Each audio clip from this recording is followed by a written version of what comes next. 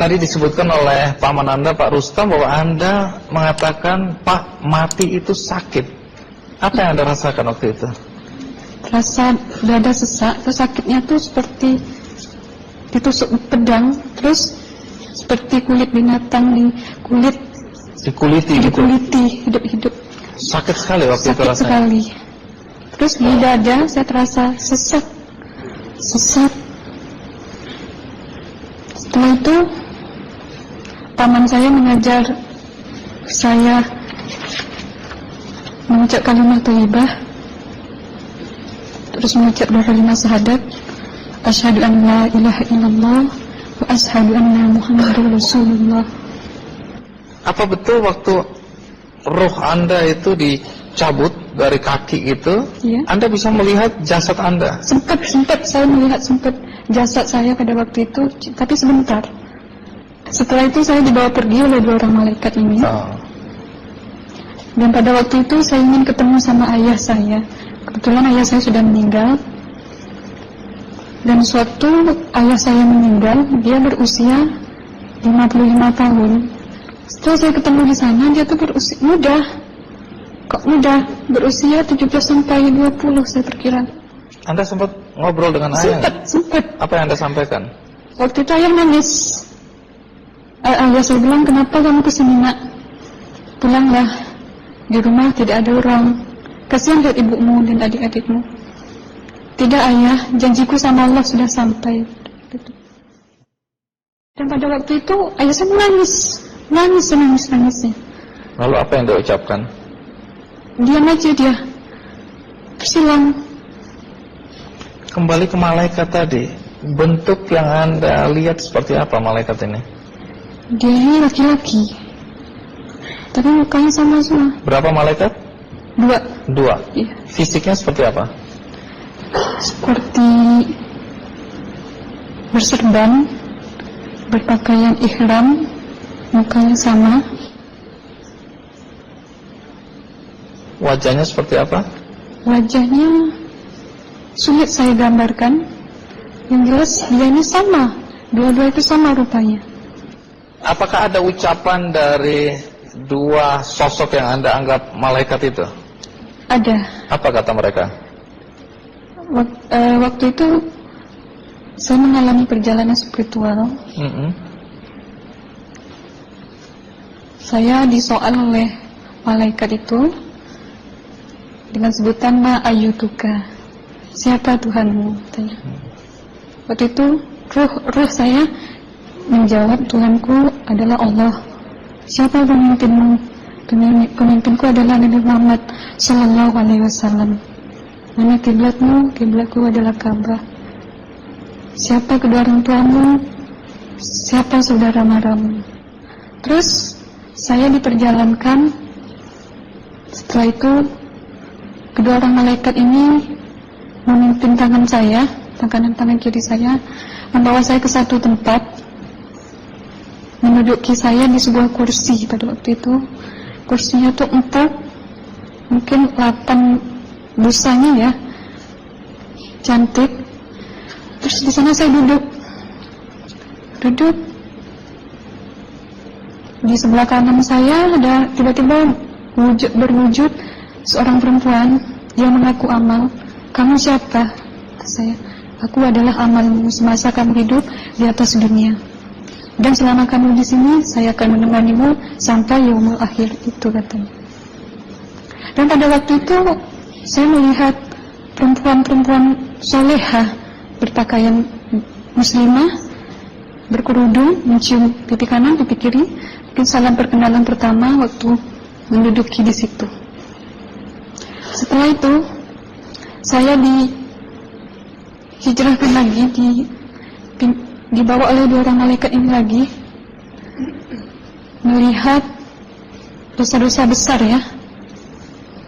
Di sana saya diperlihatkan ada seorang laki-laki memikul besi di bahunya. Saya perkirakan besi itu mungkin beratnya tuh berton kali ya. Berat sekali ya. Berat sekali. Terus dia berjalan nggak sampai-sampai ke tujuannya.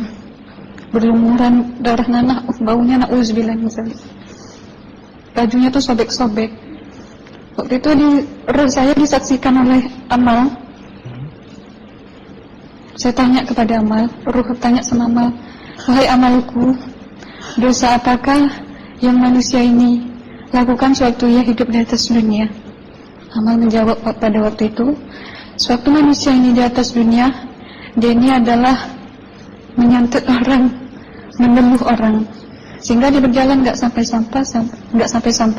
sampai yaumul akhir katanya.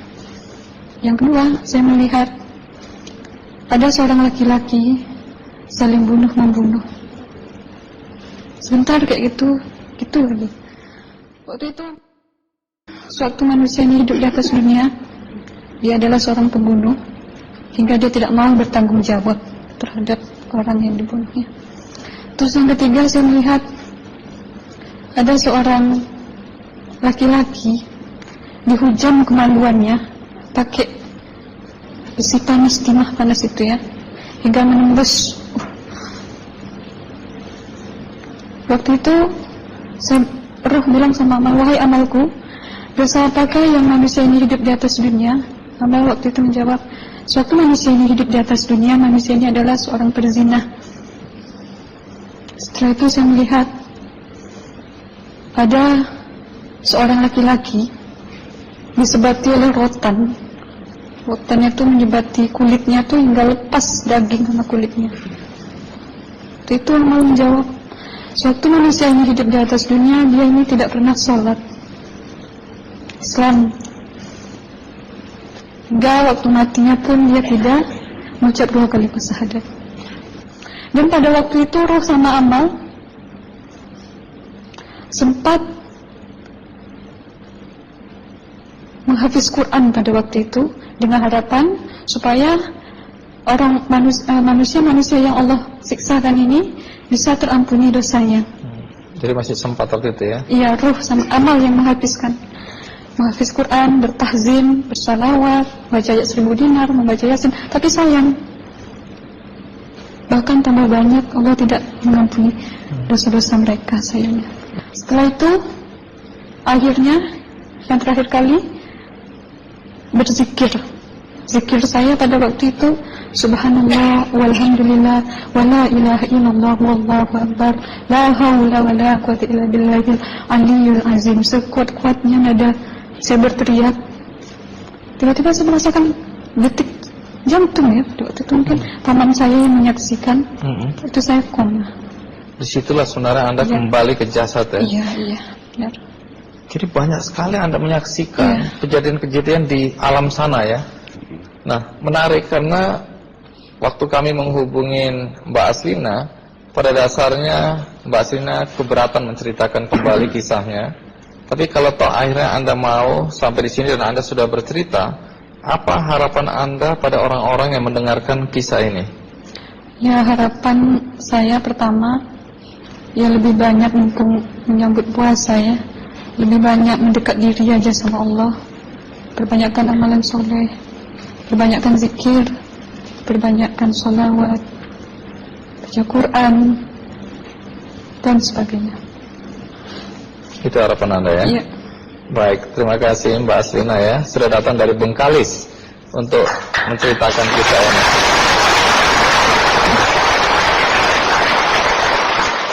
Dua ada Pak Komarudin Hidayat ya, bukunya sangat terkenal yaitu Psikologi Kematian dan Berdamai dengan Kematian. Ini menarik karena di buku pertama itu secara jelas Pak Komarudin mengatakan bahwa dia mewawancarai orang-orang yang pernah mati suri. Nah, boleh tahu apa yang Anda temukan dari pengalaman mewawancarain orang-orang yang pernah mati suri? Ada berapa istilah yang saya jumpai, yaitu orang yang mengalami keluar dari badan, namanya OBE, out of the body experience. Ini bukan mati suri, tapi orang ya sehat, dia ketika tidur itu bisa keluar dari badannya. Ini kalau dalam tradisi Jawa ada namanya ngerokok sukmo juga ada kan, satu. Nah, ada lagi orang yang pernah mengalami mati suri, kemudian namanya NDE, near death experience. Pengalaman rohani itu, ini kan sebenarnya menjadi kepercayaan klasik semua bangsa dan agama percaya. Dan agama juga mengatakan bahwa dalam diri kita itu kehidupan yang primer itu kan kehidupan rohani yang ada dalam jasmani. Nah, pengalaman mati suri ini sungguhnya hanya memperkuat saja keyakinan agama manapun juga. Nah, kemudian cerita-cerita ini secara ilmiah sulit dibuktikan, tapi sulit juga diingkari.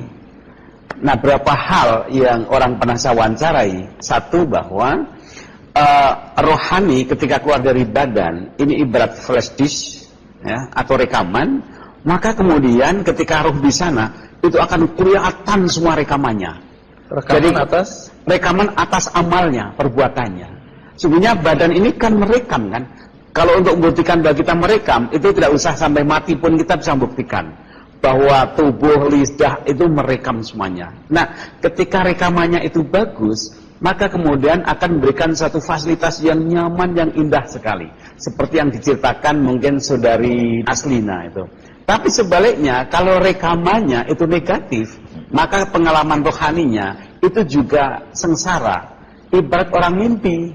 Ketika mimpi, sebelumnya itu indah hidupnya, maka mimpinya akan indah. Tapi kalau sebelumnya itu sengsara, maka mimpinya sengsara. Kira-kira sederhananya seperti itu. Tapi pesan moralnya dari sekian banyak yang saya wawancarai, itu satu gini. Bahwa orang umumnya itu berubah total karena dia yakin bahwa hidup ini ternyata tidak selesai dan kematian, bahwa nanti ada kelanjutannya. Jadi ada hukum sebab akibat. Maka sekian banyak orang yang merasa wawancarai yang tadinya tidak bayar pajak jadi bayar pajak, kan? Dan orang-orang yang merasa menang perkara karena nipu orang, dia kemudian dia malu, dia bertobat, sehingga berusaha dia untuk selalu membuat rekaman kebaikan untuk hidupnya. Nah, ini bagi saya itu believe it or not, tapi ternyata sekian banyak orang yang saya wawancarai itu betul-betul berubah hidupnya. Luar biasa. Ya. Terima kasih Mas Kamarudin.